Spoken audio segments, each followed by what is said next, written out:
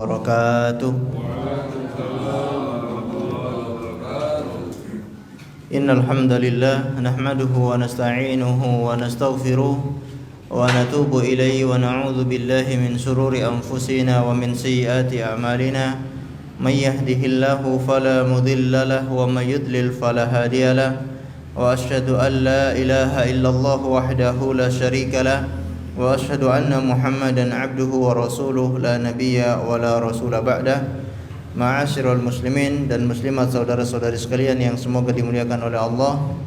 Kita selalu bersyukur kepada Allah Azza wa Jal karena Allah Subhanahu wa taala senantiasa membimbing kita semuanya sehingga kita selalu mendekatkan diri kepadanya, beribadah kepadanya. Kemudian Allah juga beri hidayah kepada kita untuk terus menuntut ilmu, belajar ilmu agama, dan ilmu yang kita pelajari adalah ilmu yang sangat agung karena kita sedang belajar mengenal Allah Subhanahu wa taala. Kita belajar tentang keimanan, kita belajar tentang dosa-dosa yang akan menjerumuskan seseorang ke dalam api neraka dan kekal di dalamnya, yaitu dosa syirik. Maka ilmu seperti ini adalah seagung-agungnya ilmu. Kita patut terus bersyukur karena kita diberi kesempatan oleh Allah untuk mempelajari ilmu yang mulia ini.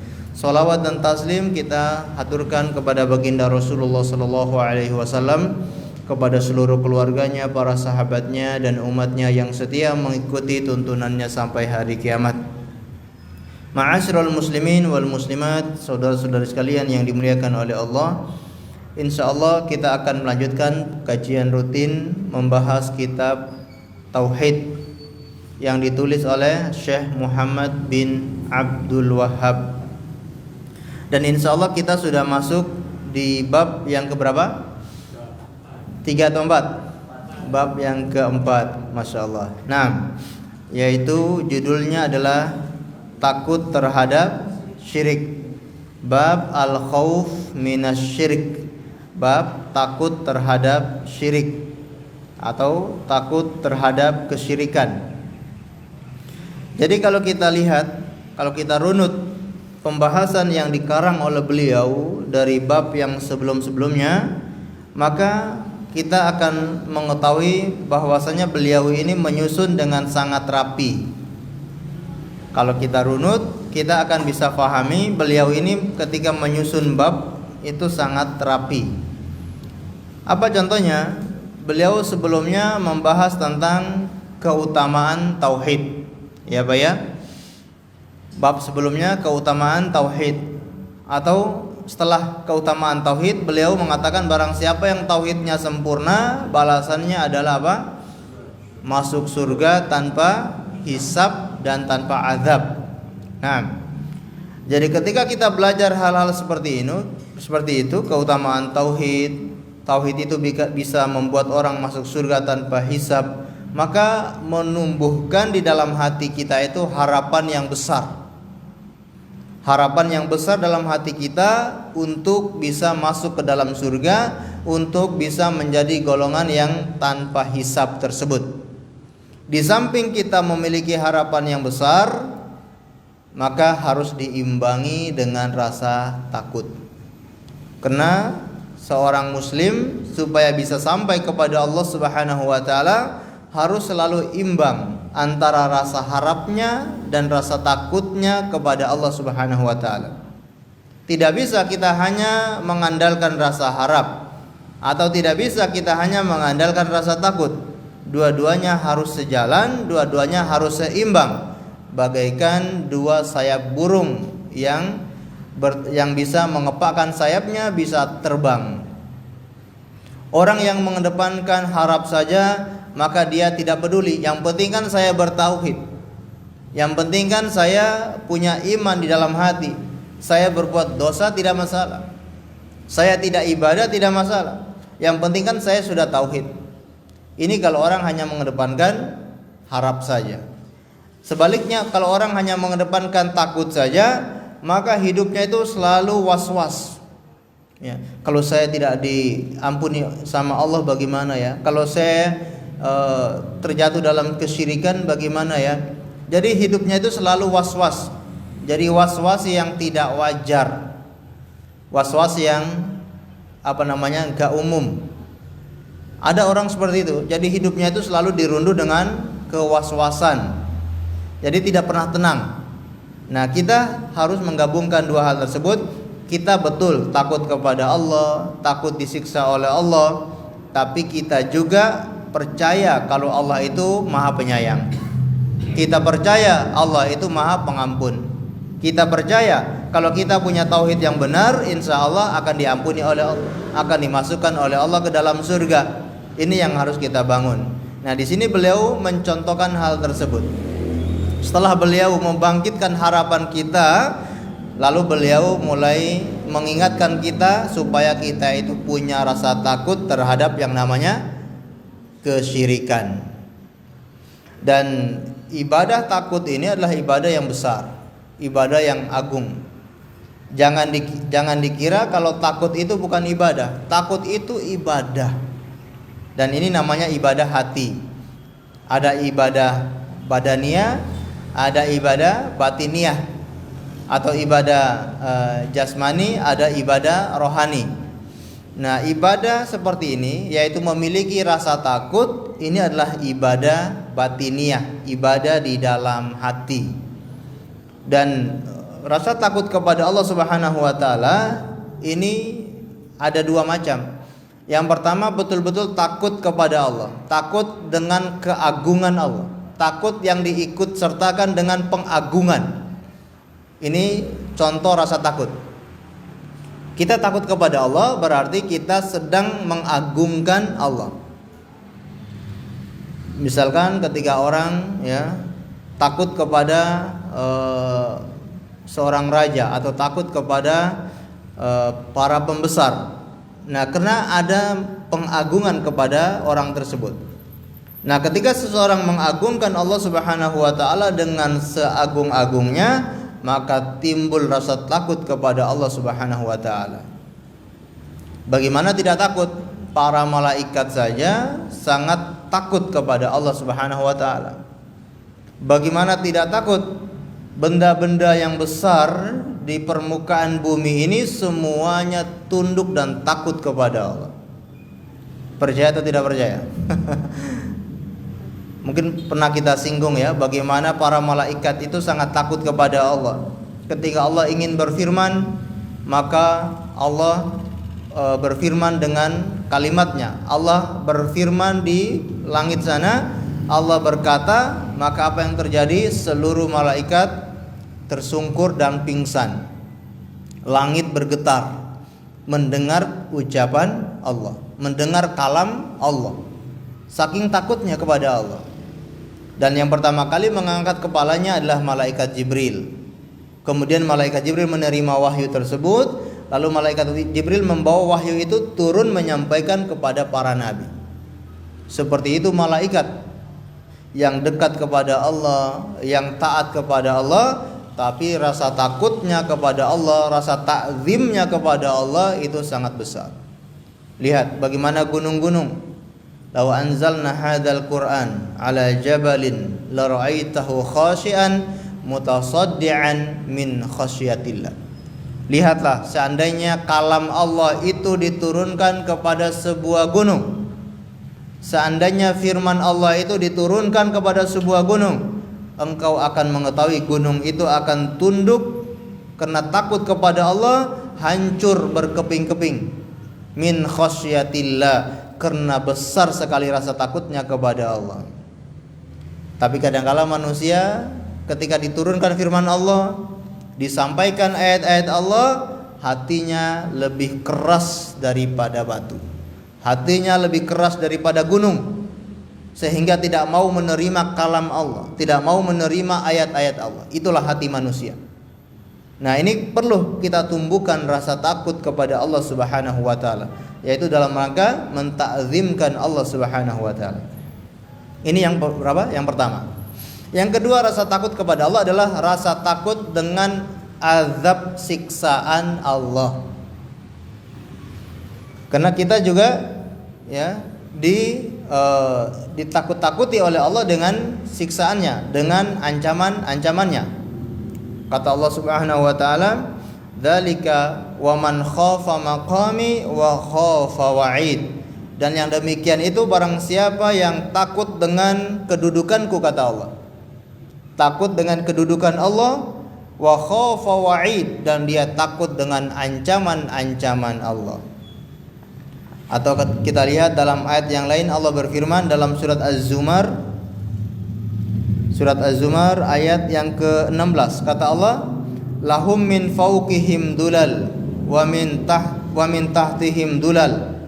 Lahum min fawqihim dulalum minan nar wa min tahtihim dulal. Dzalika yukhawwifullahu bihi ibadah. Ya ibadi fattakun. Orang-orang kafir nanti di hari kiamat, di atas mereka dinaungi oleh api. Ketika masuk neraka, di atasnya dinaungi oleh api, di bawahnya itu juga api. Atasnya api, di bawahnya api. Kemudian kata Allah, dzalika yukhawwifullahu bihi ibadah. Yang demikian itu kami ingin menakut-nakuti hamba kami. Jadi Allah ingatkan neraka, Allah sebutkan siksaan-siksaan, azab-azab yang ada di dalam neraka itu untuk apa? Menakut-nakuti para hamba, supaya hamba itu ada rasa takut, supaya mereka rasa takut kepada siksaan-siksaan Allah tersebut. Ya ibadi fattakun. Maka wahai hambaku, takutlah kepadaku, kata Allah Subhanahu wa taala. Jadi ini ada dua macam. Takut kepada Allah maknanya takut karena keagungan Allah, yang kedua takut akan apa? Siksaan Allah. Nah, di antara yang kita perlu waspadai, yang kita perlu takutkan adalah dosa syirik. Karena orang yang terjerumus dalam perbuatan dosa syirik, ancamannya adalah mendapatkan siksaan Allah Subhanahu wa taala. Dan karena dosa syirik ini adalah dosa yang paling besar. Sering kita ingatkan, dosa syirik adalah dosa yang paling besar. Bagaimana kata Rasulullah sallallahu alaihi wasallam, ijtanibu sab'al mubiqat. Jauhilah oleh kalian 7 dosa besar. Beliau sebutkan yang paling pertama sekali asyirku billah, berbuat syirik kepada Allah. Dosa besar yang paling besar. Dosa besar itu ada tingkatannya. Dosa besar yang paling besar adalah perbuatan syirik. Maka kita perlu takut. Kita perlu takut, jangan-jangan atau jangan sampai kita ini terjerumus ke dalam perbuatan syirik tersebut. Jadi ma'asyiral muslimin dan muslimat yang dimuliakan oleh Allah Azza wa Jal, di sini beliau mengatakan bab al-khawfu minasyirik, bab takut terhadap kesyirikan. Dan yang dinamakan dengan syirik adalah apa? Mungkin kita sudah paham apa itu syirik. Ketika ditanya, kira-kira apa itu syirik? Menyembah selain Allah. Atau ada yang lain? Apa? Menyekutukan Allah. Nah, ada yang lain? Menyembah selain Allah, menyekutukan Allah, menduakan Allah, meminta kepada selain Allah. Masya Allah, itu contoh-contohnya Pak ya. Baik, ada definisi yang disebutkan oleh para ulama yang mencakup semuanya, yaitu menyamakan Allah dengan selain Allah di dalam hak-hak Allah. Ini insya Allah sudah mencakup semuanya. Menyamakan Allah dengan selain Allah di dalam hak-hak Allah.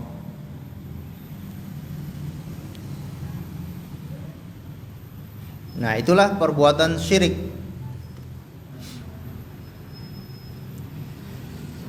Allah memiliki hak-hak yang harus ditunaikan oleh seorang hamba.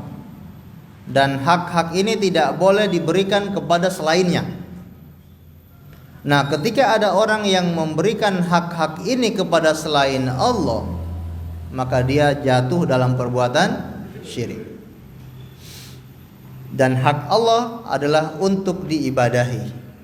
Dan hak Allah adalah tidak boleh disekutukan. Itu hak Allah, diibadahi dan tidak boleh disekutukan dengan sesuatu apapun. Contohnya apa? Menyembelih.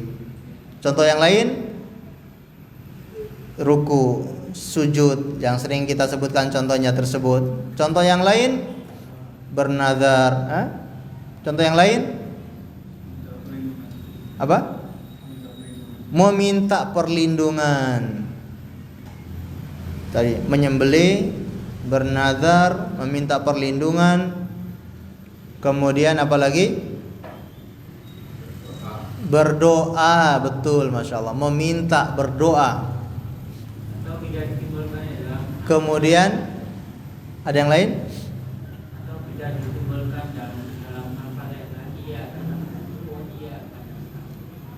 Betul. Nah, itu hak Allah, yaitu menyembah hanya kepada Allah. Nah, persembahan itu contoh-contohnya tadi yang kita sebutkan. Apakah menyembelih, apakah berdoa, apakah sholat, ruku dan sujud, apakah memohon perlindungan, memohon pertolongan, istighosah, bernazar. Ini semua adalah hak-hak Allah yang khusus hanya kepada Allah kita berikan. Tidak boleh diberikan kepada selain Allah. Nah, inilah perbuatan syirik. Dan syirik ini ada dua macam, asyirkul akbar dan asyirkul asgor. Syirik besar dan syirik kecil.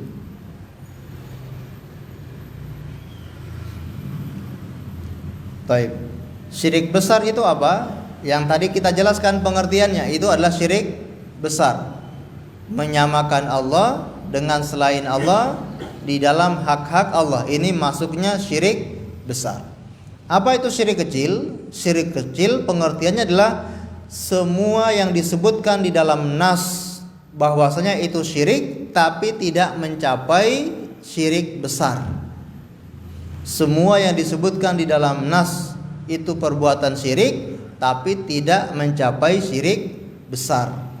Itulah syirik kecil. Dan ini biasanya syirik di dalam perkataan. Syirik di dalam perkataan. Atau juga syirik di dalam seperti perbuatan riya, ya, perbuatan riya dan sum'ah, ini adalah syirik kecil. Kalau dalam perkataan contohnya seperti apa? Seperti seorang yang bersumpah dengan selain nama Allah. Ini jatuhnya syirik kecil. Baik. Perbedaannya, ya, sering sekali kita jelaskan, sering sekali kita sebutkan perbedaan antara syirik besar dan syirik kecil. Baik, siapa yang bisa sebutkan? Masih ingat Bapak-bapak sekalian? Perbedaan antara syirik besar dengan syirik kecil. Apa bedanya? Atau sama-sama saja? Ada bedanya atau tidak? Kira-kira ada bedanya atau tidak? Ada, ya. Apa bedanya? Ketika ditanya kalau ada bedanya, pertanyaan berikutnya, apa bedanya, ya?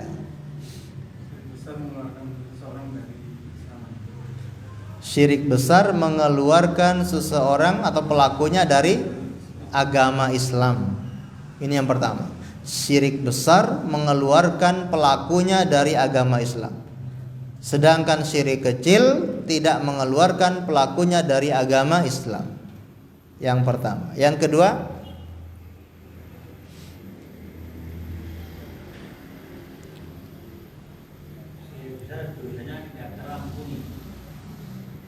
syirik besar dosanya apa? Tidak terampuni. Sedangkan syirik kecil terampuni. Masya Allah. Betul, ya. Kalau syirik besar, mohon maaf, ya, ini diperselisihkan oleh para ulama, ya. Nanti akan kita jelaskan di ayat yang innallaha la yaghfiru ayyusyraka. Apakah itu hanya syirik besar atau syirik kecil juga tidak diampuni? Ya, ini diperselisihkan.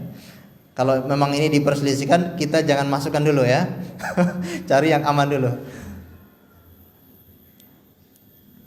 Kalau syirik besar, pelakunya apa? Kekal di dalam neraka selama-lamanya. Sedangkan syirik kecil, pelakunya tidak kekal di dalam neraka. Nah. Tapi ini Ustaz, kalau kita kaitkan dengan syirik, itu semua akan keluar dari neraka kecuali menduakan Allah. Kecuali dengan Allah dari wujudnya mau dosa besar, mau syirik dengan dosa. Oh gitu. Baik, ya nggak apa-apa. Jadi ini ya, sudah berapa tadi? 2. Yang pertama, kalau syirik besar mengeluarkan dari Islam, syirik kecil tidak mengeluarkan dari Islam. Syirik besar kekal di dalam neraka, syirik kecil tidak kekal di dalam neraka. Yang ketiga, syirik besar amalan-amalannya semua batal, terhapus. Semua amalannya terhapus. Ini kalau syirik besar. Dia beramal dari umur 15 tahun sampai umur 70 tahun. Di 70 tahun dia berbuat satu saja kesyirikan, seluruh amalannya terhapus. Tidak tersisa sama sekali. Kalau syirik kecil, tidak semua amalannya terhapus, atau amalannya tidak terhapus. Yang terhapus hanya amalan itu saja, amalan yang dia lakukan ketika itu saja.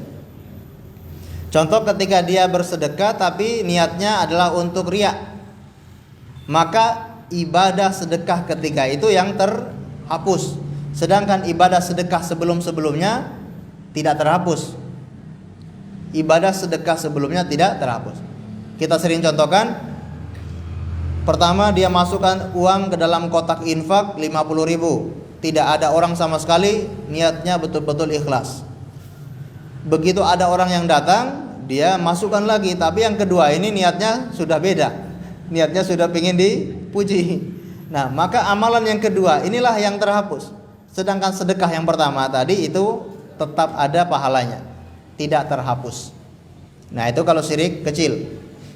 Tapi kalau syirik besar, semuanya terhapus. Baik, ini 3 perbedaan antara syirik besar dan syirik kecil.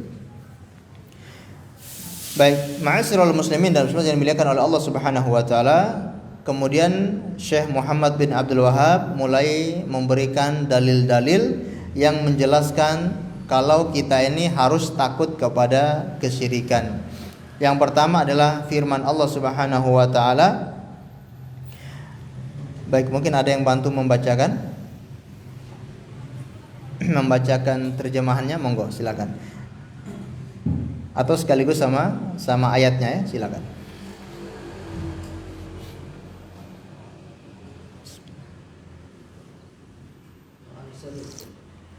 Ya, dalil yang pertama firman Allah.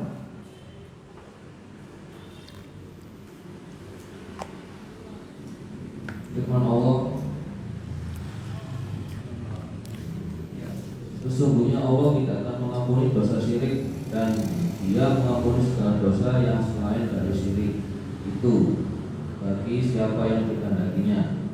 An-Nisa 48:116. Baik, jazakallah khair. Kata Allah Subhanahu wa taala, "Innallaha la yaghfiru ay yushraka bihi wa yaghfiru ma duna dzalika liman yasha."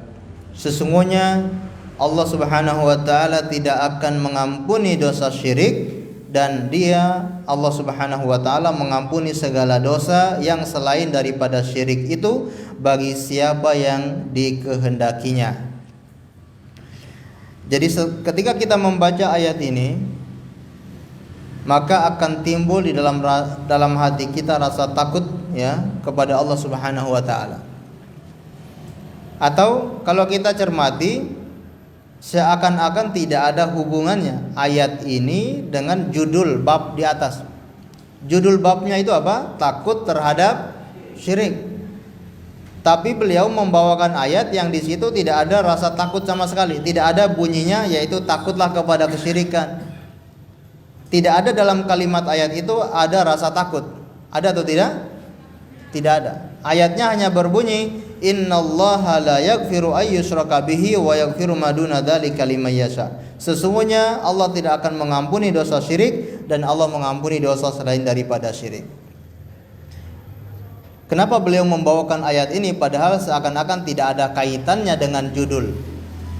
Kalau kita cermati ayat yang mulia ini, kalau kita betul-betul paham, kita betul-betul mengerti maknanya, tumbuh dalam diri kita rasa takut terhadap kesyirikan.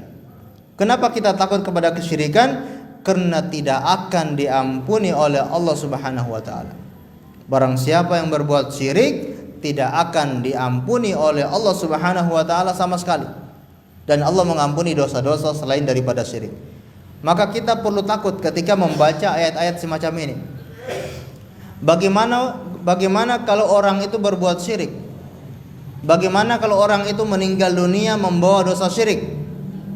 Akan kekal di dalam neraka selama-lamanya, tidak akan diampuni oleh Allah sama sekali. Maka kita takut jangan sampai kita ini terjerumus di dalam perbuatan syirik. Ini yang kita perlu waspada. Karena jarak antara orang musyrik, jarak antara orang yang berbuat syirik dengan siksa Allah itu hanya tipis. Hanya jarak yang sangat dekat. Jarak antara orang yang berbuat syirik dengan siksa Allah itu jaraknya sangat dekat sekali. Yang memisahkan cuma nyawa. Jarak antara orang yang berbuat syirik dengan azab Allah, siksaan neraka, itu hanya nyawa yang memisahkan. Seandainya kalau nyawanya habis, langsung azab. Naudzubillah min dzalik. Bayangkan bagaimana ngerinya dosa syirik itu. Ketika orang berbuat syirik kemudian dia belum sempat bertobat kepada Allah, sudah keduluan meninggal dunia, langsung azab. Dalam kuburannya langsung terkena siksaan, langsung dibukakan neraka, pintu neraka dibukakan, dan hawa panas neraka masuk ke dalam kuburannya. Ini orang yang berbuat syirik. Begitupun sebaliknya kalau orang yang bertauhid, orang yang betul-betul bersih, tidak ada kesyirikan di dalam dirinya, jarak dia dengan ampunan, jarak dia dengan kenikmatan surga itu sangat dekat. Yang memisahkan hanyalah nyawa. Ketika dia meninggal dunia, insya Allah langsung mendapatkan kenikmatan dari Allah Subhanahu wa ta'ala. Maka kita harus takut, jangan sampai kita ini terjerumus dalam perbuatan syirik. Nah, kata para ulama, untuk menandakan kalau kita ini betul-betul takut kepada kesyirikan, itu apa? Atau supaya kita bisa membuktikan saya ini sudah takut terhadap kesyirikan atau belum. Dari mana kita bisa membuktikan? Kurang lebih ada dua cara supaya menandakan kita ini takut kepada kesyirikan atau tidak. Yang pertama adalah orang yang takut kepada kesyirikan selalu berdoa kepada Allah, memohon kepada Allah agar dijauhi dari perbuatan-perbuatan syirik. Ini indikasi pertama. Selama ini kita sudah berdoa atau belum? Selama ini kita sudah memohon kepada Allah, ya Allah, jauhkan saya dari perbuatan syirik, sudah atau belum? Kalau selama ini kita masih santai-santai saja, tidak pernah bermunajat memohon kepada Allah dijauhkan dari perbuatan syirik, berarti indikasi rasa takut kita kepada kesyirikan masih kurang. Maka perlu selalu berdoa kepada Allah Subhanahu wa taala untuk dijauhkan dari perbuatan syirik. Baginda Nabi sallallahu alaihi wasallam orang yang paling jauh daripada kesyirikan, orang yang keimanannya sangat besar kepada Allah Subhanahu wa taala, beliau selalu berdoa kepada Allah Subhanahu wa taala. Dan beliau mengajarkan kepada umatnya, diantaranya beliau ajarkan kepada sahabat Abu Bakar radhiyallahu taala anhu. Kata beliau, ya Abu Bakrin, wahai Abu Bakar, la syirku fikum akhwa min dabibin namli. Sesungguhnya syirik di tengah-tengah kalian itu lebih halus daripada semut hitam yang paling kecil. Syirik di tengah-tengah kalian itu lebih halus daripada semut kecil hitam di atas batu hitam di malam yang gelap gulita. Kelihatan atau enggak? sangat halus sekali.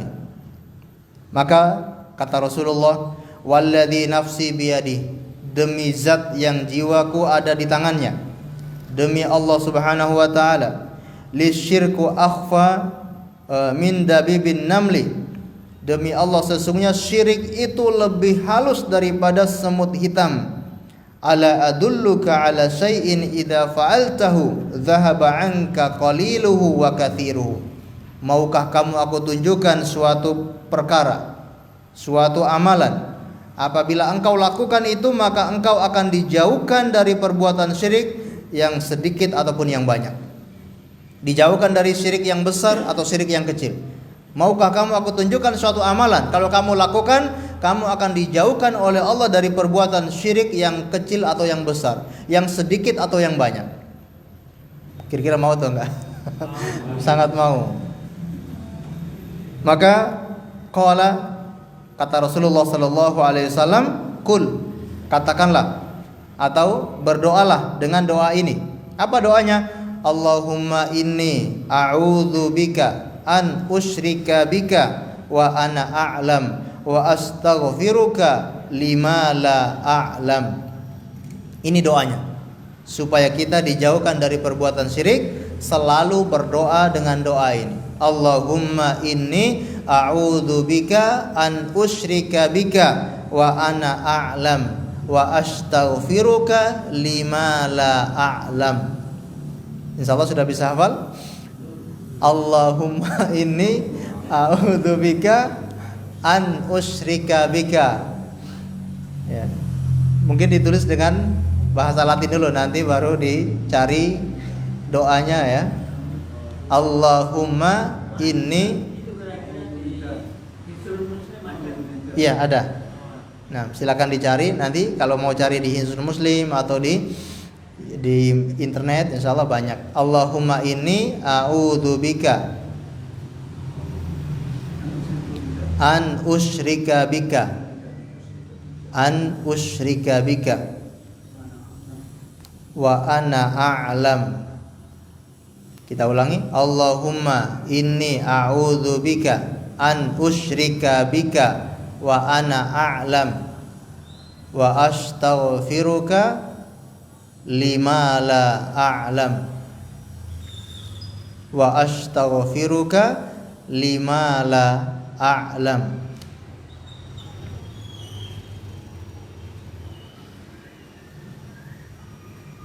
Kita ulangi, Allahumma inni a'udzubika an usyrika bika wa ana a'lam wa astaghfiruka lima la a'lam. Ya Allah, sesungguhnya aku berlindung menyekutukanmu dan aku mengetahui, dan aku memohon ampun kepadamu apa-apa yang tidak aku ketahui. Insyaallah kalau doa ini selalu kita panjatkan, Allah Subhanahu wa taala menghalangi, melindungi kita dari perbuatan syirik yang besar maupun yang kecil. Kalau kita betul-betul waspada dan takut terhadap kesyirikan, maka selalu berdoa kepada Allah untuk dilindungi dari perbuatan syirik tersebut.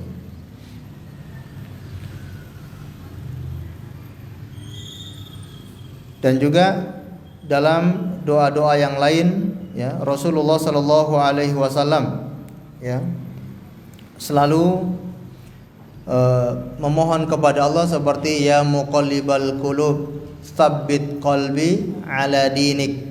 Wahai zat yang membolak-balikkan hati, tetapkan hatiku di atas. Ketika dihadapkan dengan sesuatu yang merupakan sesuatu itu adalah bisa menyeret kita kepada kesyirikan, bisa-bisa hati ini tergoda dan terjerumus dalam perbuatan syirik. Maka kita perlu memohon untuk diberi keteguhan hati. Karena banyak sekali contoh-contoh orang-orang yang sebelumnya dia muslim, bahkan sebelumnya dia orang yang sangat rajin beribadah, tapi pada akhir hayatnya dia meninggal dalam keadaan kafir. Sebelumnya dia mungkin bahkan seorang ustadz yang ceramah, yang memberikan pidato, namun pada akhirnya meninggal dalam keadaan dibakar jasadnya, karena berpindah ke agama agama lain. Naudzubillah min dzalik. Dan itu sangat banyak orang dikasih hidayah Islam tapi tidak mempertahankan keislaman tersebut sampai akhir hayatnya. Maka yang menjadi penilaian itu bukan kita ini lahir dalam keadaan Islam atau bukan. Bukan itu jadi patokannya, bukan. Ketika kita lahir dalam keadaan Islam, alhamdulillah. Ini anugerah dari Allah. Ini pemberian dari Allah tanpa kita minta. Kira-kira ada yang minta gak? Nanti saya dilahirkan dalam keadaan beragama Islam. Saya dilahirkan dari perut seorang ibu yang beragama Islam. Ini permintaan kita atau bukan? Bukan, ini murni pemberian Allah. Tapi mati dalam keadaan Islam, ini permintaan kita.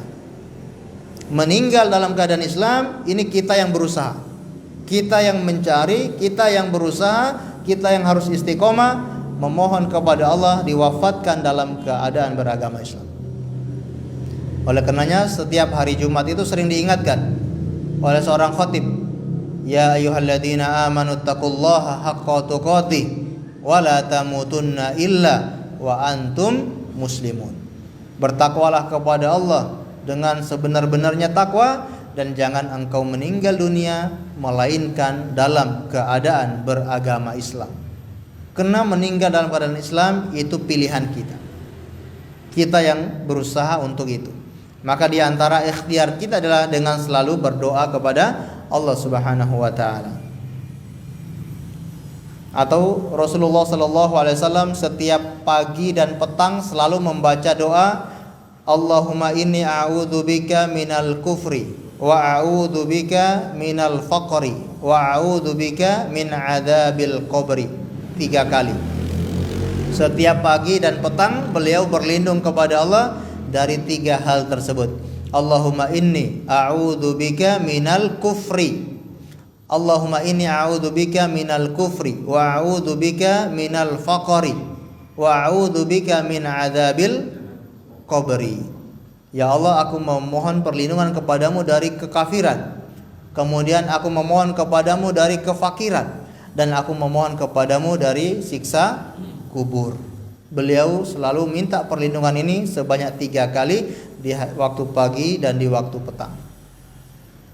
Ini menunjukkan bagaimana pedulinya Rasulullah sallallahu alaihi wasallam dan bagaimana takutnya mereka terjerumus di dalam perbuatan syirik, sehingga selalu memohon kepada Allah Subhanahu wa taala supaya dijauhkan dari perbuatan syirik.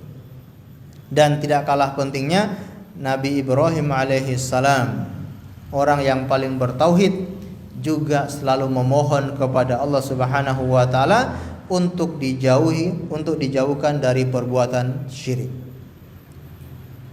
Coba kita lihat dalil yang dibawakan oleh beliau di ayat berikutnya. Silakan, mohon dibaca. Al-Khalil Ibrahim alaihissalam berkata, wa ujnubni wa baniya an na'budal asnam. Wa janubni wa baniya an na'budal asnam. Nah, artinya dan jauhkanlah aku beserta anak cucuku dari menyembah berhala Ibrahim dan Iman. Nah, ahsantum. Kata Allah Subhanahu wa taala menceritakan tentang Nabi Ibrahim. Wa janubni wa baniya an na'budal asnam. Ya Allah, jauhkan aku dan anak keturunanku dari menyembah berhala. Kira-kira ini Nabi Ibrahim sedang memohon apa ini? Apa yang dimintakan oleh Nabi Ibrahim di ayat ini? Iya, minta untuk dijauhkan dari perbuatan syirik, dari menyembah berhala, menyembah selain Allah. Sekelas Nabi Ibrahim masih memohon kepada Allah, masih berdoa kepada Allah, minta dijauhkan dari perbuatan syirik. Bagaimana dengan kita yang tidak ada jaminan? Nabi Ibrahim alaihissalam, dan dari doa ini Nabi Ibrahim berdoa itu ketika usianya sudah tua. Artinya dari awal dia muda, itu orang dari awal dia muda sudah terkenal orang yang sangat bertauhid. Dari mudanya sudah terkenal orang yang bertauhid. Yang kita ceritakan kemarin, ketika usianya 16 tahun beliau sudah menghancurkan patung. Beliau sudah harus dibakar. Beliau menghadapi seorang raja yang sangat zalim. Sampai ketika beliau usia tua, berarti tauhidnya itu betul-betul sudah tertanam di dalam hatinya. Ya Pak ya, dari muda sudah bertauhid sampai usia tua, namun beliau masih berdoa kepada Allah, jauhkan aku dan anak keturunanku dari menyembah berhala. Bagaimana rasa takutnya mereka kepada kesyirikan. Kenapa? Karena kesyirikan itu kata Nabi Ibrahim alaihissalam, lanjutan daripada ayat ini, Rabbi innahunna adlalna katsiran minan nas. Ya Rabbku, sesungguhnya berhala-berhala itu banyak menyesatkan manusia. Kenapa beliau minta dilindungi dari perbuatan syirik? Karena berhala, kesyirikan itu banyak menyebabkan manusia tersesat dari jalan Allah Subhanahu wa taala. Dan terbukti, ya, ketika seseorang sedang sakit, kemudian katakanlah dia datang kepada seorang dukun, ternyata qadarullah sembuh.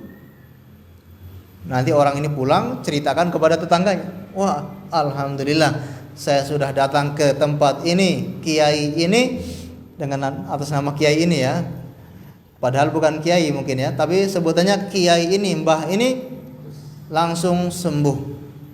Coba kamu datang ke sana. Wah, ini tetangganya langsung datang ke sana, menyesatkan banyak orang. Dan tidak hanya itu, banyak orang yang akhirnya datang kepada tempat tersebut, datang ke rumah dukun tersebut, dan mereka tersesat dari jalan Allah Subhanahu wa taala.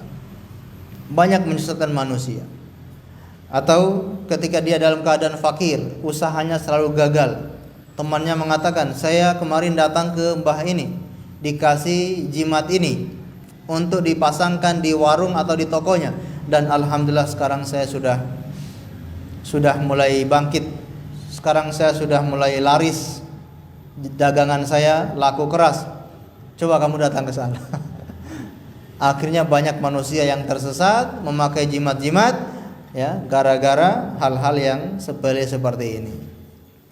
Jadi bagaimana patung-patung itu, bagaimana jin-jin ini menyesatkan manusia, dan Nabi Ibrahim alaihissalam selalu berdoa kepada Allah Subhanahu wa taala untuk dijauhkan dari menyembah berhala. Dan tidak hanya dirinya, beserta anak cucunya. Karena bisa jadi orang tuanya betul-betul beriman, betul-betul bertauhid, tapi anak keturunannya, anak cucunya ada yang berbuat kesyirikan. Orang tuanya muslim, tapi ternyata ada anak wanitanya yang menikah dengan non-muslim. Akhirnya masuk agama non-muslim. Naudzubillah min dzalik. Maka perlu kita berdoa kepada Allah Subhanahu wa taala. Ini menandakan kalau kita ini betul-betul takut terjerumus ke dalam kesyirikan. Ini yang pertama, indikasi yang pertama, yaitu apa tadi? Selalu berdoa kepada Allah Subhanahu wa taala. Baik, tadi kita lupa jelaskan, yang dimaksud dengan syirik di sini sesungguhnya Allah tidak mengampuni dosa syirik, dan Allah mengampuni dosa selain daripada syirik. Apakah ini hanya syirik besar atau syirik kecil juga yang tidak akan diampuni oleh Allah Subhanahu wa taala? Maka terjadi perselisihan para ulama. Namun pendapat yang kuat disebutkan oleh Syekh As-Sa'di adalah setiap ayat yang berbicara tentang syirik maksudnya adalah syirik besar. Ini apa kaidahnya? Setiap ayat Al-Qur'an yang Allah sebutkan tentang perbuatan syirik, maka maksudnya adalah syirik besar. Maka innallaha la yaghfiru ayyushraka bihi, sesungguhnya Allah tidak akan mengampuni dosa syirik, maksudnya adalah syirik apa? Syirik besar, ya. Sedangkan syirik kecil insyaallah ada kemungkinan mendapatkan ampunan dari Allah Subhanahu wa taala. Sehingga tadi perbedaan antara syirik besar dan syirik kecil, kalau syirik besar kekal di neraka, syirik kecil tidak kekal di neraka. Ada kemungkinan untuk diampuni oleh Allah Subhanahu wa taala. Baik, ini yang pertama. Indikator yang kedua, kalau kita ini betul-betul takut kepada Allah Subhanahu wa taala, mohon maaf, takut kepada kesyirikan, yaitu kita harus berusaha belajar. Harus berusaha punya ilmu tentang kesyirikan. Kita harus belajar tentang syirik. Kira-kira sekarang kita sudah belajar belum? Alhamdulillah. Sekarang kita sudah sedikit demi sedikit mulai belajar mengenal tentang syirik. Ini adalah indikator kalau kita ini ada rasa takut kepada kesyirikan. Karena orang ya ketika dia mengetahui kesyirikan, maka dia akan selalu berhati-hati. Sebagaimana orang yang tahu kalau penyakit tersebut sangat berbahaya, maka dia akan menjaga kesehatannya sebaik mungkin supaya tidak terjerumus dalam penyakit tersebut, atau supaya penyakit itu tidak terjangkit kepada dirinya. Contoh saja di musim corona kemarin, kalau kita tahu corona itu sangat membahayakan, maka orang itu selalu berhati-hati, menjaga kesehatannya, kebersihannya dijaga, tangannya dijaga, mau masuk rumah harus membersihkan tangan, mau masuk rumah harus mengganti pakaian, karena dia betul-betul paham penyakit corona itu sangat berbahaya. Begitulah kalau kita paham syirik itu sangat berbahaya, kita pun harus berhati-hati supaya tidak terjerumus dalam perbuatan syirik. Ini kalau dia tahu. Kalau orang tidak tahu, maka dia akan bablas lakukan apa saja yang dia inginkan. Kalau dia tidak tahu.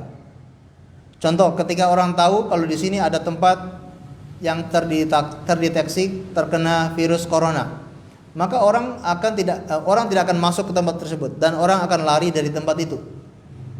Seperti di awal-awal sekali corona ya, itu orang sangat ketika mendengar di suatu rumah ini terkena virus, maka orang akan ketakutan tidak dekat dengan rumah tersebut. Karena dia tahu. Berbeda ketika tidak tahu. Ketika tidak tahu, maka dia akan pergi berlalu lalang dengan seenaknya. Maka begitulah kebanyakan masyarakat kita kenapa terjerumus di dalam perbuatan syirik, rata-rata karena tidak tahu syirik itu apa. Kenapa pada umumnya masyarakat itu mereka banyak yang ke kuburan, banyak yang menyimpan jimat, banyak yang masih ke dukun, karena tidak faham, karena tidak mengerti tentang kesyirikan. Kalau orang yang mengerti, dia tidak akan pakai jimat. Orang yang mengerti, dia tidak akan pergi ke dukun. Orang yang mengerti, dia tidak akan pergi minta ke kuburan. Kenapa mereka bisa datang ke sana? Karena alasannya tidak paham, tidak tahu. Maka perlu atau tidak kita belajar tentang kesyirikan? Sangat perlu. Perlu atau tidak kita ajarkan masalah syirik ini kepada masyarakat? Sangat perlu. Maka ini kunci kedua, kalau kita ini takut kepada kesyirikan, harus selalu belajar tentang kesyirikan. Kata seorang penyair, ya, kaifa yattaqi man la yadri kaifa yattaqi. Bagaimana orang bisa bertakwa sedangkan dia tidak tahu bagaimana caranya bertakwa? Bagaimana orang bisa selamat daripada syirik sedangkan dia sendiri tidak tahu tentang apa itu syirik? Disebutkan juga Hudzaifah ibn Yaman pernah mengatakan, kana nas yas'aluna Rasulullah sallallahu alaihi wasallam anil khair wa kuntu as'aluhu anis syarr. Dulu para sahabat mereka selalu bertanya kepada Rasulullah tentang yang baik-baik, tapi aku bertanya kepada Rasulullah tentang hal-hal yang buruk-buruk. Ini kata Hudzaifah ibn Yaman. Kenapa beliau bertanya tentang yang buruk-buruk? Makhafata ayyudrikani. Karena aku takut keburukan itu bisa menimpa saya. Barang siapa yang tidak mengetahui suatu keburukan daripada kebaikan, yaqa'afi, dia akan masuk dalam keburukan tersebut.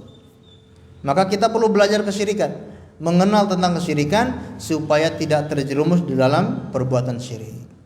Dan tidak hanya kita belajar untuk diri kita sendiri, namun kita tularkan, kita ajarkan juga kepada keluarga, kepada masyarakat, supaya semuanya tidak terjerumus di dalam perbuatan syirik.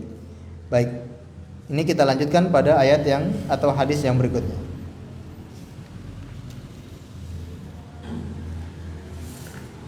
Diriwayatkan dalam satu hadis Rasulullah SAW bersabda, ahwafu ma ahqamu alaikumus syirkul asqar wa su'ila anhu wa qala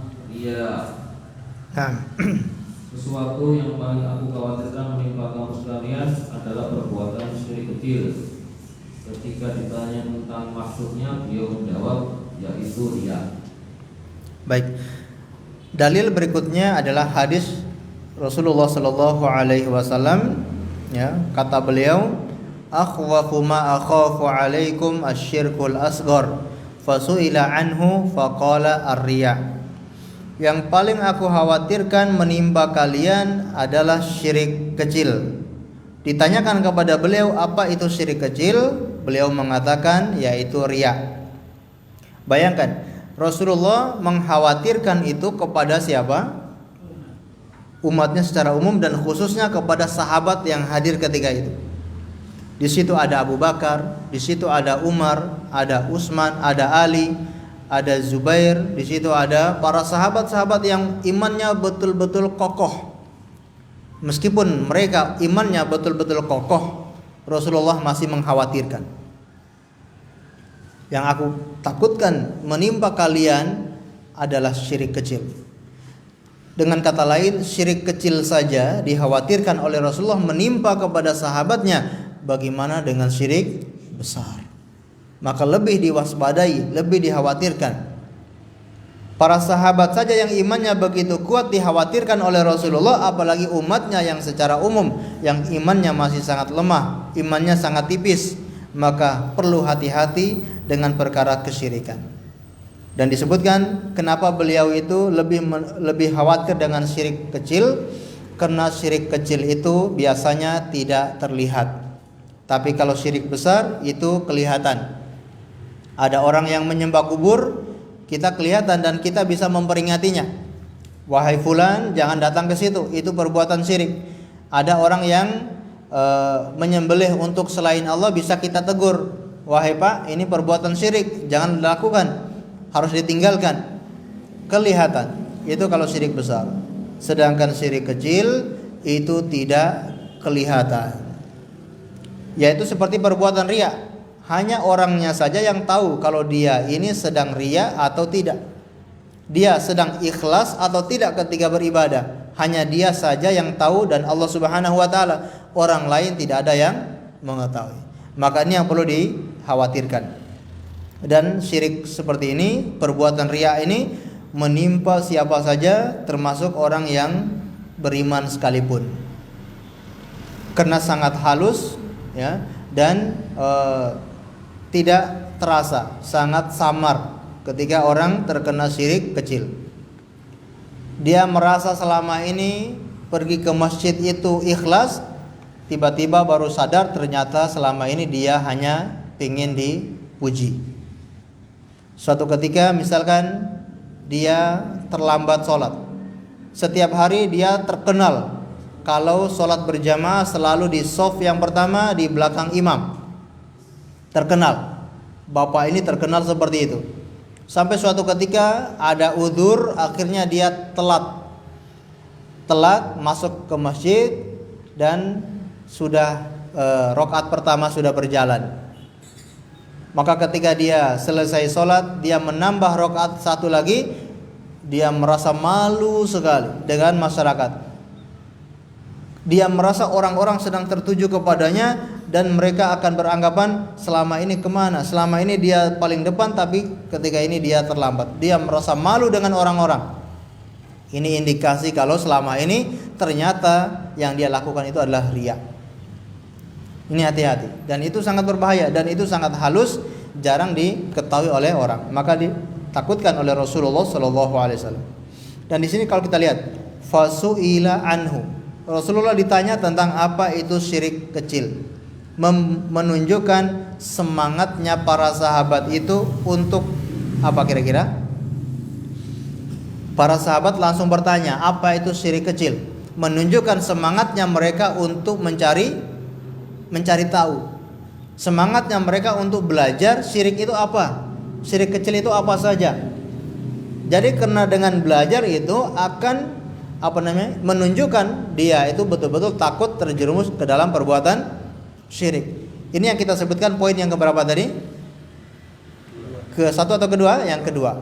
Yaitu kalau dia itu takut terjerumus dalam perbuatan syirik, selalu apa? Belajar, cari tahu. Apa itu syirik. Maka di sini beliau mengatakan faqala ar-riya, yaitu riya. Melakukan ibadah ingin dilihat atau ingin dipuji oleh orang lain.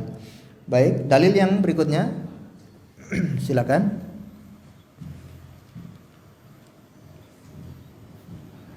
Diriwayatkan dari Ibnu Mas'ud radhiyallahu anhu bahwa Rasulullah sallallahu alaihi wasallam bersabda, "Man mata wa huwa yad'u min dunillahi niddan dakhalan nar." Barang siapa yang mati dalam keadaan menyembah sesembahan selain Allah, niscaya ia masuk ke dalam neraka. Hadis riwayat Al-Bukhari. Masya Allah. Ini dalil yang keempat. Kata Rasulullah sallallahu alaihi wasallam, barang siapa yang meninggal dunia dalam keadaan menyekutukan Allah, menyembah kepada selain Allah, niscaya akan masuk neraka. Ini yang kita jelaskan tadi, bahwasanya jarak antara orang yang berbuat syirik menyekutukan Allah dengan neraka itu hanya jarak yang pendek, jarak yang singkat, jarak yang hanya tipis. Seandainya nyawanya tercabut, maka langsung otomatis masuk neraka. Maka ini ancaman yang sangat keras bagi orang-orang yang menduakan Allah, menyekutukan Allah Subhanahu wa taala. Apakah dia berdoa kepada kuburan, dia meminta kepada jin, dia menyembelih kepada selain Allah, memakai jimat-jimat, ataupun pergi ke dukun. Ini perbuatan-perbuatan yang menyekutukan Allah Subhanahu wa taala. Kalau dia tidak bertobat sebelum meninggal dunia, maka akan kekal di dalam neraka selama-lamanya. Baik, ini tentunya ancaman yang sangat keras supaya kita itu selalu waspada dan takut terjerumus di dalam perbuatan syirik. Dalil yang berikutnya. Muslim meriwayatkan dari Jabir radhiyallahu anhu bahwa Rasulullah sallallahu alaihi wasallam bersabda, "Man laqiyahu la yusriku bihi syai'an dakhalal jannah wa man laqiyahu yusriku bihi syai'an dakhalan nar." Barang siapa menemui Allah atau mati dalam keadaan tidak berbuat syirik kepadanya sedikit pun, pasti masuk surga. Tetapi barang siapa menemuinya atau mati dalam keadaan berbuat sesuatu syirik kepadanya, pasti masuk neraka. Baik, dalil yang kelima, barang siapa yang bertemu kepada Allah, meninggal dunia bertemu kepada Allah, tidak berbuat syirik sesuatu apapun, balasannya adalah dakhalal jannah, akan masuk surga. Sebaliknya, barang siapa yang bertemu dengan Allah dan dia menyekutukan dengan Allah walaupun hanya sekecil apapun, dia berbuat syirik walaupun hanya sedikit, maka balasannya dakhalan nar, orang itu akan masuk neraka. Dan di sini barang siapa yang meninggal dunia tidak berbuat syirik, ya, maksudnya orang tersebut apakah dia itu tauhidnya sempurna atau tauhidnya tidak sempurna, akan masuk surga. Kalau orang yang tauhidnya sempurna ketika ketemu Allah tanpa hisab langsung surga. Kalau orang yang tauhidnya tidak sempurna, meskipun dia punya banyak dosa, dia disiksa di neraka, namun pada akhirnya dimasukkan ke dalam surga. Nah, ini orang yang tidak berbuat syirik. Sedangkan kebalikannya, orang yang berbuat syirik meskipun amalannya itu sangat banyak, ibadahnya itu bertahun-tahun, meskipun seperti itu, seandainya satu kali saja dia melakukan kesyirikan dan meninggal dunia belum bertobat, akan dimasukkan ke dalam neraka. Amalannya sia-sia, tidak ada gunanya, hapus seluruhnya tanpa tersisa sedikit pun. Takut tidak kita mendengar seperti ini? Harus takut. Nah, kenapa beliau membawakan hadis atau dalil-dalil seperti ini? Supaya tumbuh dalam diri kita itu takut terjerumus ke dalam perbuatan syirik. Jadi ini sekurang-kurangnya ada 5 dalil supaya kita itu selalu takut, Ya, jangan sampai terjerumus ke dalam perbuatan syirik. Dan tidak hanya diri kita, melainkan kita takut anak-anak kita takut keluarga kita, kita takut terjerumus ke dalam perbuatan syirik. Maka kita perlu untuk berdakwah, mengajarkan, mengingatkan saudara-saudara kita supaya kita semuanya selamat bersama-sama ke surga Allah Subhanahu wa taala. Baik, kita baca kandungan daripada bab ini. Kandungan bab ini: 1. Syirik adalah perbuatan dosa yang harus ditakuti dan dijauhi. Nah, syirik itu perbuatan dosa, dan itu dosa yang paling besar. Sebesar-besarnya dosa besar adalah perbuatan syirik, maka harus kita takut, harus waspada, jangan meremehkan masalah kesyirikan ini. Ini kan cuma budaya, ini kan cuma saya cuma menghadiri saja. Hati saya mengingkari ketika diundang untuk bersih deso atau bersih deso. Ya, memberikan persembahan kepada kuburan atau punden-punden. Kita mungkin ada yang menggampangkan, nggak apa-apa saya hadir, yang penting kan hati saya tidak ikut-ikutan. Siapa yang menjamin ketika sudah sampai di tempat tersebut tiba-tiba syaitan menggoda dan hati kita langsung mengimani, percaya dengan perbuatan itu? Siapa yang menjamin? Tidak ada yang bisa menjamin. Maka kita harus menjauh sejauh-jauhnya. Di mana ada kesyirikan, kita berusaha untuk menjauh sejauhnya. Jangan ikut-ikutan, jangan bergabung. Ya, ini kalau kita takut kepada kesyirikan, jangan meremehkan masalah syirik. Yang kedua, 2. Riya termasuk perbuatan syirik. nah, riya itu termasuk salah satu perbuatan syirik. Dan hukumnya syirik besar atau syirik kecil? Syirik kecil. Ya, ini salah satunya. Baik.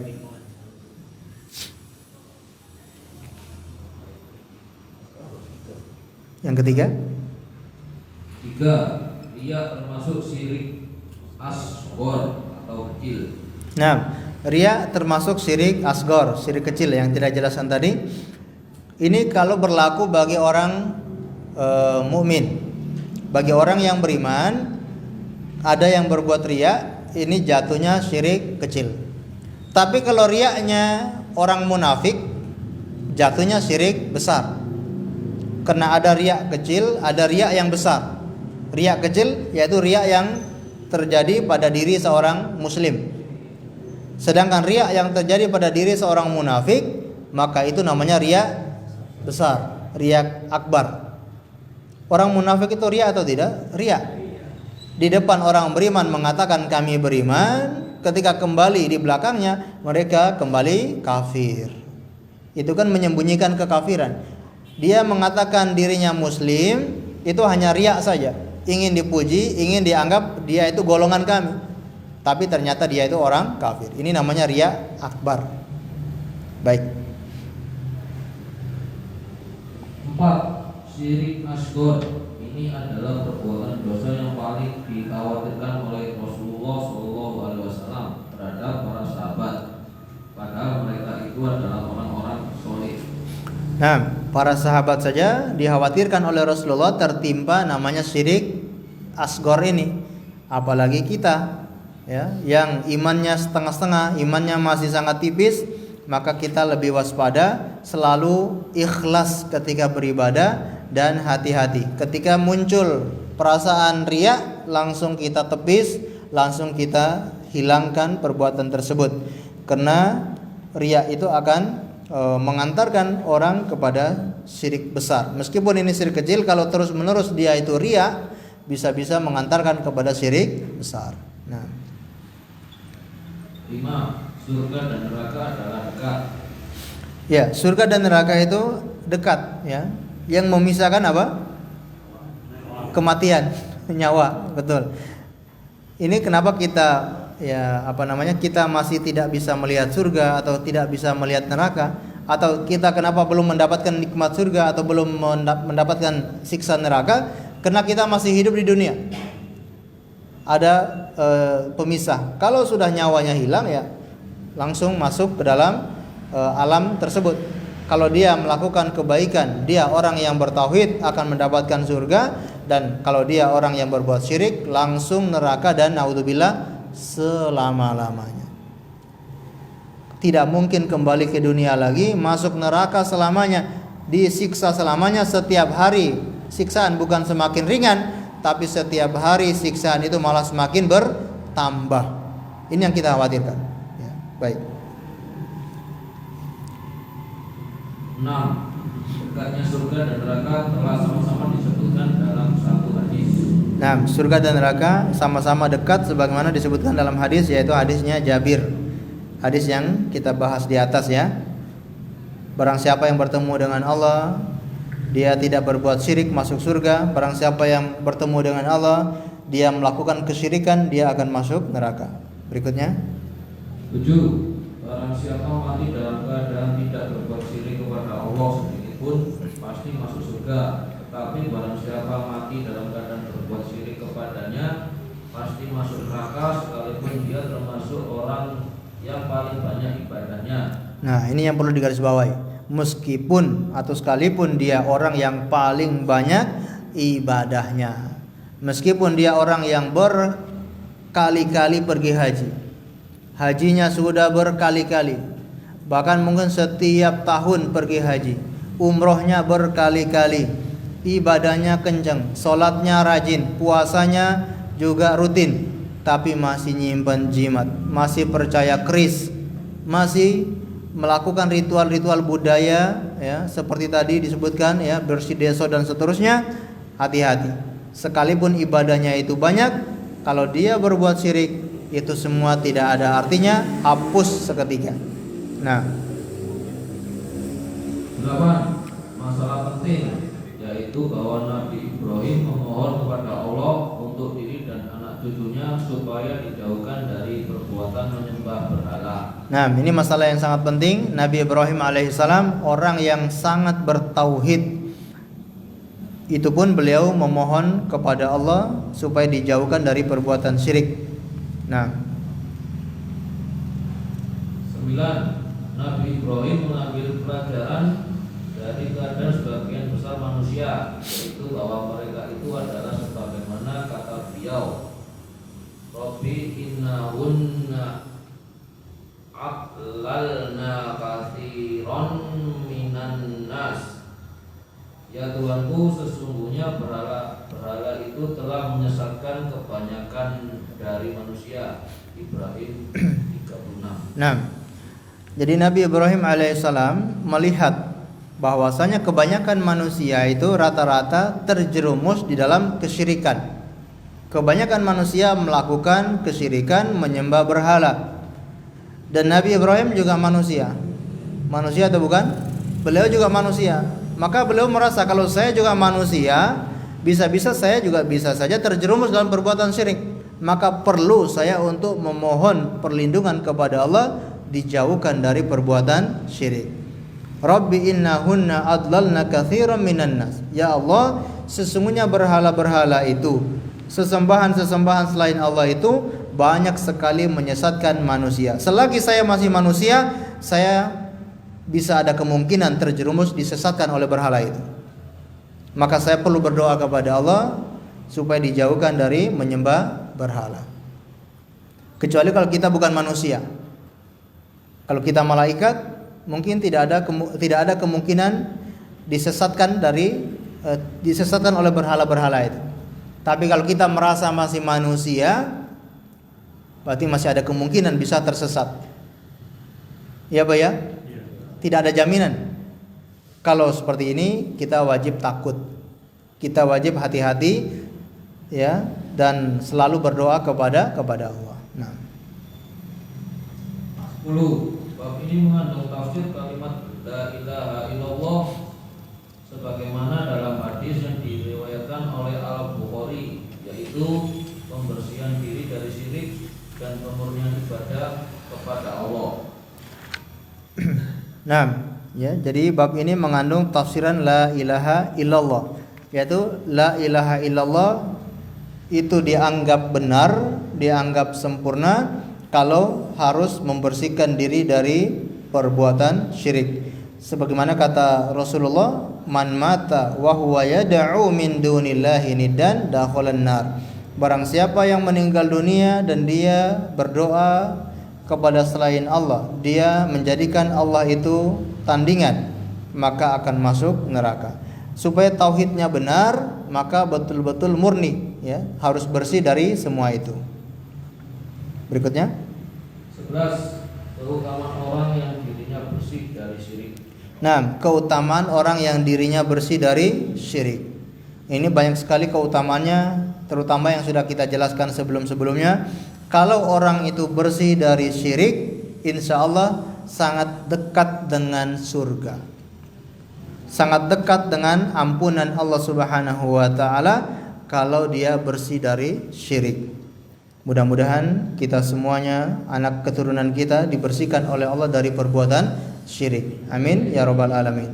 Baik, mungkin sekian yang dapat kami sampaikan. Mudah-mudahan bisa bermanfaat untuk kita semuanya. Sebelum kita akhiri, ada yang ditanyakan, kami persilakan. Silakan. Assalamualaikum warahmatullahi wabarakatuh. Waalaikumsalam warahmatullahi wabarakatuh. Terima kasih pertanyaannya tadi. Yang ingin kami tanyakan yaitu terkait amaliyah bid'ah. Nah, bid'ah ini apakah juga bisa dikategorikan istilahnya nyerempet-nyerempet kesyirikan juga? Karena amalan bid'ah itu adalah amalan yang tertolak, bahkan ancamannya juga beragam. Terima kasih. Assalamualaikum warahmatullahi wabarakatuh. Baik, waalaikumsalam warahmatullahi wabarakatuh. Amalan bid'ah apakah termasuk nyerempet kepada kesyirikan? Nah, jadi bid'ah itu saudarinya syirik. Ya, jadi saudarinya. Ya. Kalau syirik itu menghilangkan keikhlasan, kalau kebid'ahan itu menghilangkan al-ittiba, menghilangkan al-ittiba, mencontoh Rasulullah sallallahu alaihi wasallam. Dan syarat kita itu amalannya diterima oleh Allah Subhanahu wa taala, di samping ikhlas harus ittiba. Ikhlas berarti murni dari kesyirikan, bersih dari kesyirikan. Ittiba bersih dari kebid'ahan. Baru amalan itu diterima oleh Allah Subhanahu wa taala. Apakah bid'ah itu sampai masuk dalam perkara syirik? Bid'ah itu ada dua macam. Ada bid'ah amaliyah, ada bid'ah i'tiqadiyah. Bid'ah amaliyah yaitu berupa amalan, yang kedua bid'ah berupa keyakinan. Nah, kalau bid'ah berupa amaliyah tidak sampai terjerumus ke dalam kesyirikan. Dan ini pun bertingkat-tingkat. Ada yang bid'ahnya ringan, ada yang bid'ahnya parah. Ada yang bid'ahnya sangat berat, ada yang tidak terlalu berat. Sesuai dengan amalan kebid'ahan tersebut. Nah, bid'ah al-i'tiqadiyah, bid'ah secara i'tiqad, yaitu keyakinan yang menyimpang dari ajaran yang benar. Ini jelas perbuatan kekafiran, ya, keluar dari agama Islam, ya. Seperti sebagian para ulama menyebutkan orang-orang Syiah Rafidhah yang Syiah ekstrim ini sudah masuk dalam kesyirikan dan kekafiran. Pemikirannya sudah keluar dari ajaran yang benar, sudah menyelisih Rasulullah dari jalan yang benar. Menyelisihnya sudah sangat parah sehingga masuk dalam kekafiran. Seperti Syiah Rafidhah yang mengatakan Rasulullah itu Jibril itu salah alamat, misalkan Jibril salah alamat. Seharusnya Al-Quran diturunkan kepada Ali bin Abi Thalib, malah diturunkan kepada Jibril, kepada Nabi Muhammad.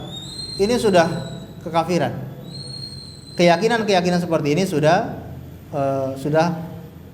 kafir.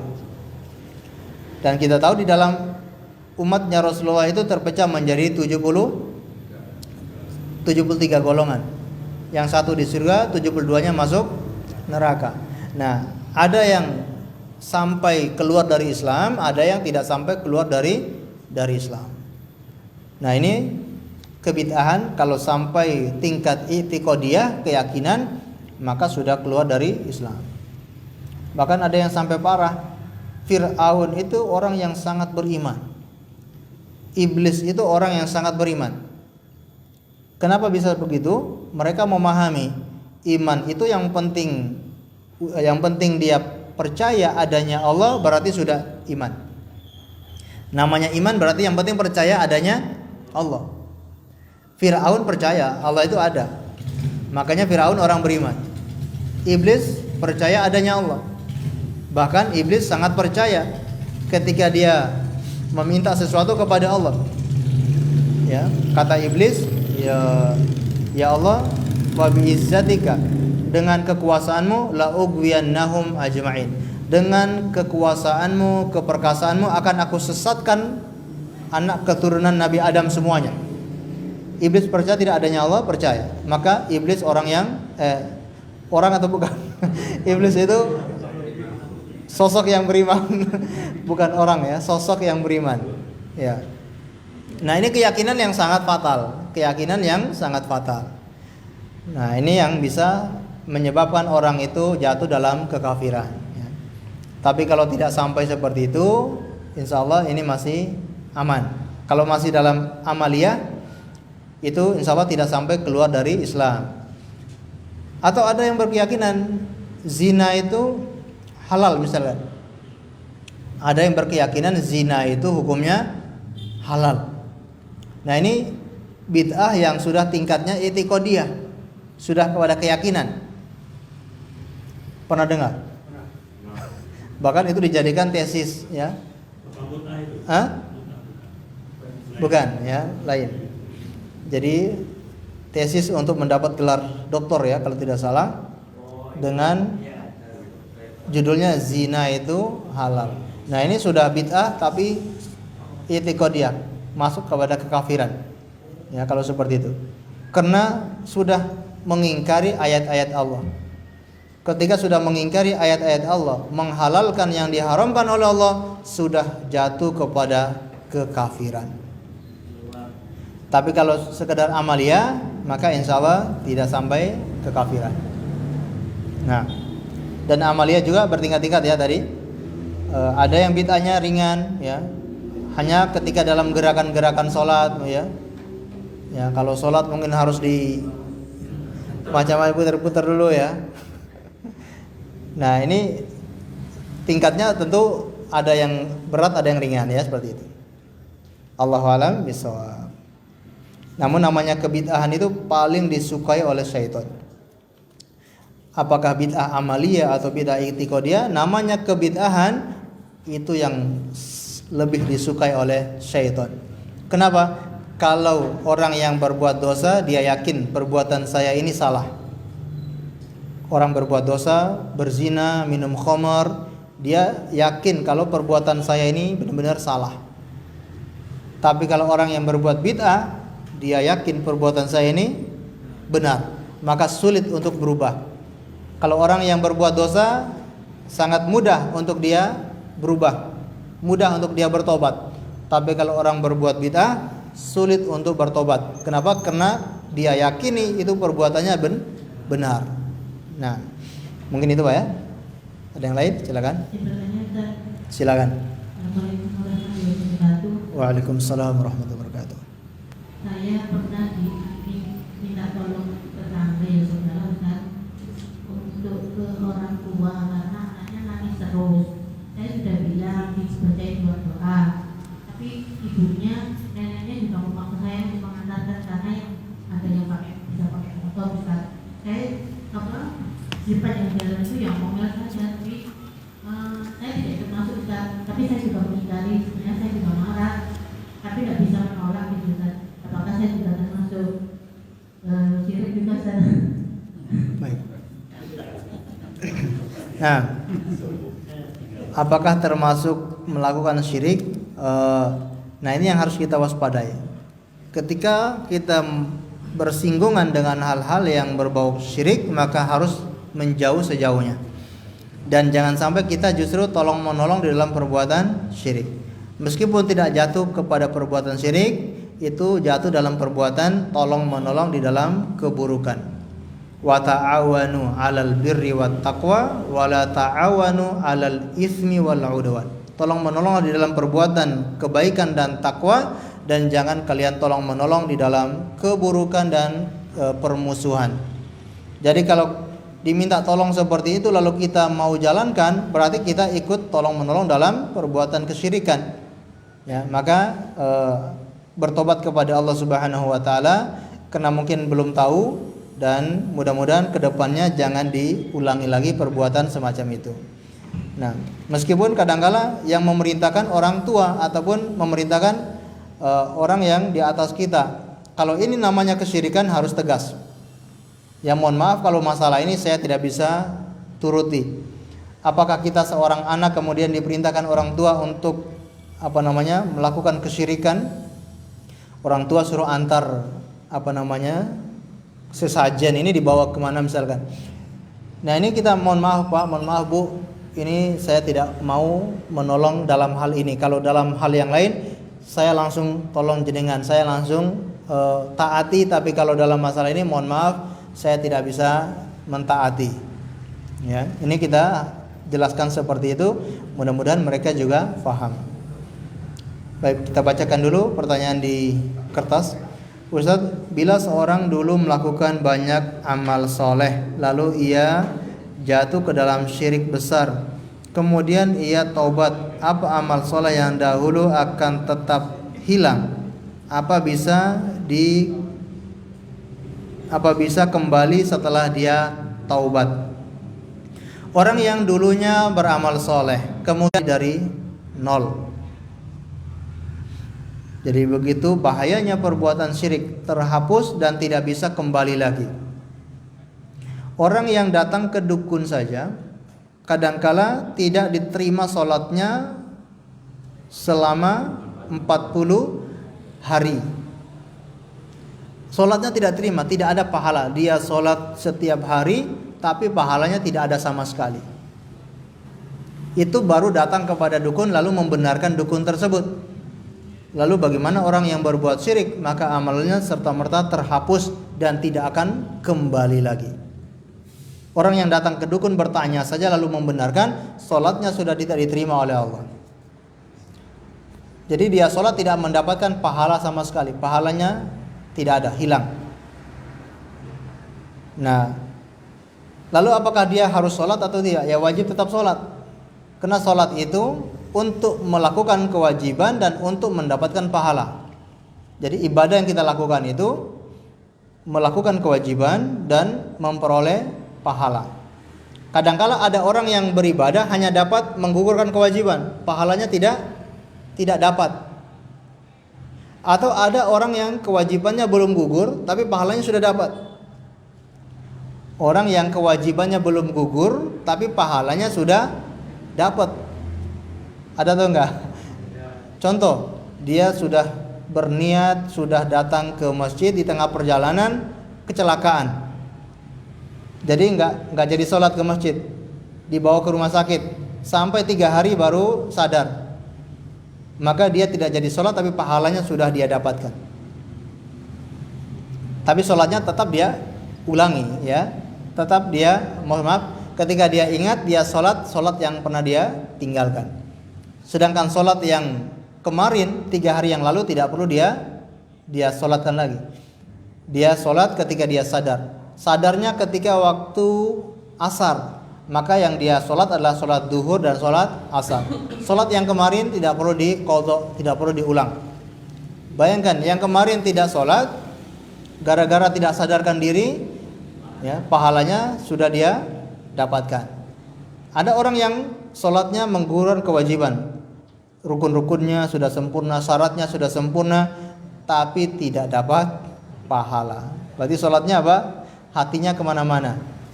Ya, sholat hatinya kemana-mana, tidak khusyuk di dalam sholat. Nah itu kewajibannya gugur, tapi pahalanya belum tentu. Maka kadang di dalam satu shaf berdekatan dengan saudaranya, sama-sama satu shaf, sama-sama di belakang imam, tapi pahalanya bisa-bisa jauh antara langit dan bumi. Yang satu dapat pahala penuh, yang satu pahalanya 0. Gara-garanya apa? Sholatnya tidak khusyuk. Yang satunya sangat khusyuk, yang satunya tidak khusyuk. Baik, nah ini ketika ada yang berbuat syirik maka amalannya terhapus dan tidak akan kembali. Ketika bertobat maka kembali dari awal. Makanya kita pernah singgung ya, para sahabat itu mengatakan ya, sungguh beruntung orang yang lahir di dalam agama Islam. Apa namanya? 70 ribu orang yang masuk surga tanpa hisab. Para sahabat itu bertanya-tanya, mungkin mereka itu orang yang lahir dalam keadaan Islam, belum pernah berbuat syirik. Karena orang yang pernah berbuat syirik dengan orang yang belum pernah berbuat syirik tentu berbeda. Kita dengan anak-anak kita, kadangkala pahalanya lebih besar anak-anak kita daripada kita. Karena anak-anak kita begitu lahir sudah kita didik dengan pendidikan tauhid, dari kecil sudah mengenal tauhid, sampai besar dia dalam keadaan bertauhid. Kalau kita mungkin dulu ketika kecil tidak diajari tauhid, ketika kecil dulu masih banyak melakukan kesyirikan, atau hijrahnya baru-baru tahun-tahun kemarin. Sebelum-sebelumnya masih banyak kesyirikan yang dia lakukan. Jadi ketika selesai hijrah kita beramal mulai dari 0 ya. Tapi ya, ini rahmat Allah sangatlah luas ya. Jangan kita pernah berputus asa. Kalau begitu nggak usah tobatlah. Nah, ini sangat parah gitu. Allahu a'lam bishawab. Mungkin ada yang lain? Silakan.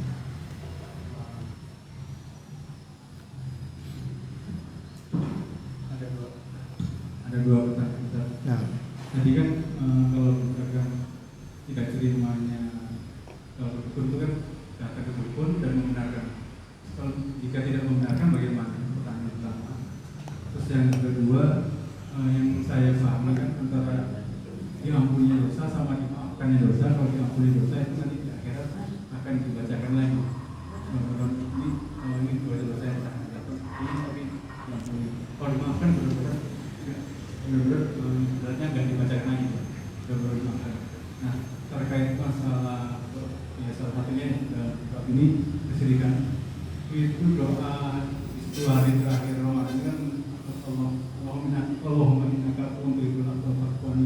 Apakah itu doa tersebut itu sampai menghapuskan dosa dan kesyirikan itu atau hanya dosa kecil? baik.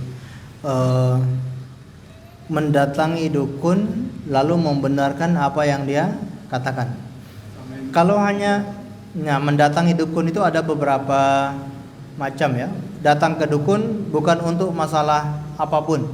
Datang mungkin karena dia masih kerabat ya, kena silaturahmi, ataupun datang untuk masalah-masalah yang tidak ada kaitannya dengan pekerjaan dia sebagai dukun. Maka ini tidak masalah ya. Atau lebih baik datang untuk menasihati dukun. Nah, itu lebih baik lagi. Ya. Nah. Ya. Ya. Jadi dulu kalau tidak salah dulu itu ada ya, masih kecil sekali dulu pernah lihat film yang datang langsung pakai surban, dukunnya di apa namanya, lilit pakai surban itu ya. Kalau nggak salah ya, di zaman dulu sekali ya. Baik. Kalau datang dalam rangka untuk meminta sesuatu kepada dukun ya, atau bertanya kepada dukun ya, dan seterusnya, maka ini sudah tergolong apa namanya, dia telah mendustakan apa yang diturunkan kepada Nabi Muhammad SAW. Apalagi sampai dia membenarkan perkataan dukun tersebut, maka sholatnya tidak akan diterima selama 40 hari. Intinya adalah sangat berbahaya ketika mendatangi dukun dalam hal seperti itu. Ya, apakah dia membenarkan atau tidak membenarkan? Maka kalau tidak ada kepentingan, maka jangan datangi dukun atau bertanya kepada dukun. Karena tidak ada yang bisa menjamin. Ketika kita bertanya ternyata kita memang malah membenarkan. Nah, ini sangat berbahaya. Baik, yang kedua Apa tadi?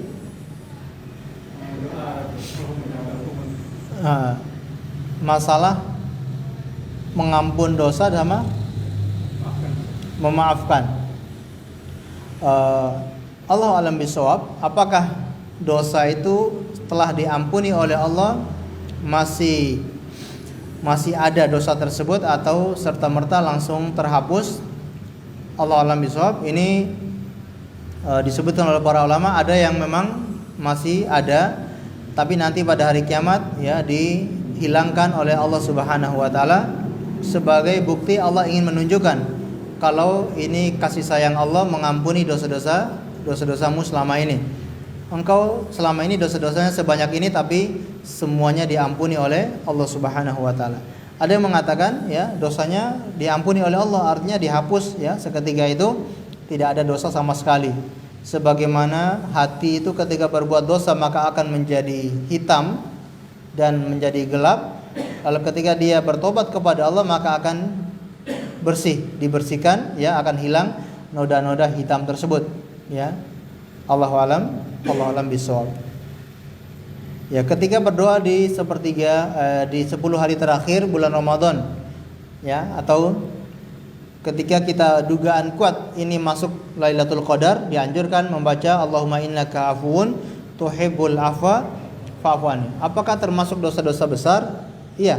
Ya, jawabannya termasuk dosa-dosa besar ya.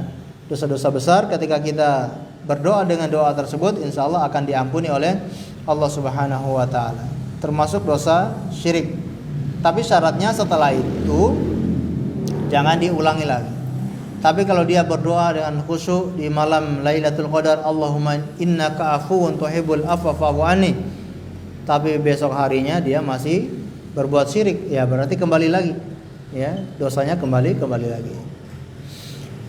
Nah, kita juga perlu memanfaatkan momen-momen seperti Ramadan, seperti Lailatul Qadar. Ini momen yang berharga untuk kita mengejar kekurangan. Mungkin dulu kita pernah berbuat syirik, kita pernah percaya jimat. Ini momen ketika Lailatul Qadar, ketika Ramadan, ini kesempatan untuk mengejar kekurangan. Kita punya banyak kekurangan, kita kejar di momen-momen tersebut. Allahu a'lam bishawab. Baik, terakhir silakan.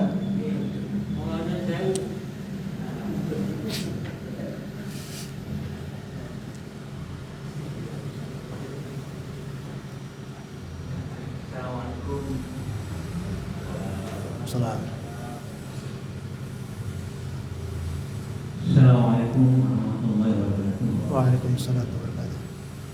Yang saya tanyakan ini, kan Allah itu menciptakan makhluknya itu kan berpasang-pasangan. Yang ingin saya tanyakan, kan ada laki, ada perempuan, ada apa, ada dua. Yang ingin saya tanyakan, malaikat itu jenisnya apa? Satu. Keduanya, kalau berpasang-pasangan, pasangan malaikat itu siapa? Kedua. Ketiganya, nanti pada saat kita meninggal dunia itu kan di akhirat itu hanya ada dua tempat surga dan neraka. Yang ini yang saya tanyakan, nanti malaikat itu di mana? Karena begini, saya pernah baca hadis apa, nanti malaikat datang di surga mengucapkan salam kepada penduduk surga. Kan beliau itu tadinya tidak di surga. Terima kasih Ustaz. Assalamualaikum warahmatullahi wabarakatuh. Waalaikumsalam warahmatullahi wabarakatuh. Baik. Yang pertama tadi, manusia itu berpasang-pasangan. Makhluk Allah berpasang-pasangan. Tumbuh-tumbuhan berpasang-pasangan, hewan berpasang-pasangan, ya. Manusia berpasang-pasangan. Malaikat apakah berpasang-pasangan? Maka malaikat ini diciptakan oleh Allah, yaitu tidak dilengkapi dengan syahwat, tidak dilengkapi dengan nafsu, hanya ada kebaikan. Jadi fokusnya untuk menjalankan perintah Allah dan beribadah kepada Allah saja. Tidak ada fokus untuk ke lawan jenis, dan memang tidak punya lawan jenis, ya. Para malaikat itu tidak punya lawan jenis. Jadi mereka itu tidak berpasang-pasangan. Tapi Allah ciptakan, ya, Dan Allahu alam apakah malaikat itu punya masa untuk meninggal? Allahu alam bisawab. Tapi kalau nanti pada hari kiamat semuanya akan meninggal, bahkan malaikat pencabut nyawa pun akan mencabut nyawanya sendiri. Nanti ketika di hari kiamat, ketika ditiupkannya sangkakala, semuanya meninggal, termasuk seluruh malaikat juga meninggal. Nah, apakah malaikat itu selama ini mereka punya masa hidup? Allahu alam bisawab. Ya. Yang jelas mereka selalu diciptakan oleh Allah. Disebutkan di Baitul Ma'mur, setiap hari para malaikat masuk ke dalam tempat itu dan tidak kembali lagi. Berarti betapa banyaknya jumlah malaikat yang Allah ciptakan untuk beribadah kepada Allah. Jadi tidak punya nafsu, tidak punya pasang-pasangan, yang fokus ibadah. Berbeda dengan manusia dan jin. Baik, yang kedua adalah apa? Pertanyaannya tentang nanti di hari kiamat para malaikat itu kemana tempatnya? Disebutkan dalam nas yang ada, para malaikat itu menyambut ya kedatangan orang-orang yang masuk ke dalam surga. Nah, malaikat apakah yang menyambut itu hanya malaikat penjaga surga saja, ataukah seluruh malaikat? Allahu alam bisawab. Ya, kita tidak tahu di mana tempat para malaikat nanti ketika hari kiamat. Ya, apakah mereka ada tempat khusus? Allahu alam bisawab. Ya, yang jelas para malaikat itu insya Allah mereka aman. Para malaikat insya Allah mereka itu sudah aman, nyaman, tentram. Yang belum aman itu siapa? Kita ini yang perlu ditanyakan. Saya ini nanti di mana? Yang kita ini kira-kira di mana? Apakah di surga atau di neraka? Jadi malaikat biar dimanapun wes aman insya Allah. Nggih, itu Pak ya. Allah alam bisawab. Baik, mungkin cukup ya. Kita akhiri dengan membaca doa kafaratul majlis. Subhanakallahumma bihamdika asyhadu an la ilaha illa anta astaghfiruka wa atubu ilaik. Wa sallallahu ala nabiyyina Muhammad wa ala alihi washabbihi wasallam. Terima kasih atas segala perhatiannya. Mohon maaf atas segala kekurangannya. Assalamualaikum warahmatullahi wabarakatuh.